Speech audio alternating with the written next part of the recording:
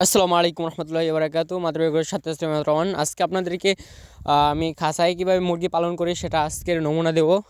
নিচে দেখতেছেন আমাদের লিটারগুলো 3 ফিট উপরে আমাদের খাঁচাগুলো ধোয়া আছে। কালার বাট মুরগির খাঁচা, এটার বয়স আজকে হলো প্রায় 2 মাস প্লাস হয়ে গেছে গা।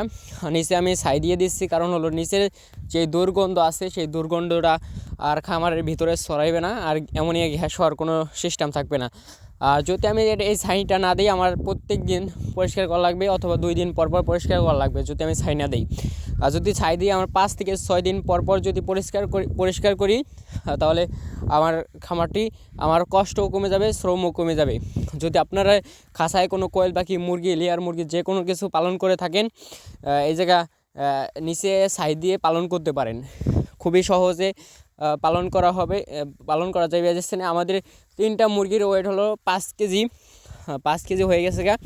আর কালার বাট মুরগি অতি তাড়াতাড়ি কেজি আসে, 2 মাসে 3টা মুরগির 5.5 কেজি ওয়েট 5 কেজি ওয়েট আসছে। যদি কারো কালার বাট মুরগি লাগে আমাদের স্ক্রিনে দেখানো নাম্বারে কল করবেন। আর এই যে দেখছেন আমাদের কালার বাট মুরগিগুলো, এগুলো আমি পালবো। এখানে আরেকটা সেট আপ দেওয়া হবে। সবাইকে জানাই আসসালামু আলাইকুম।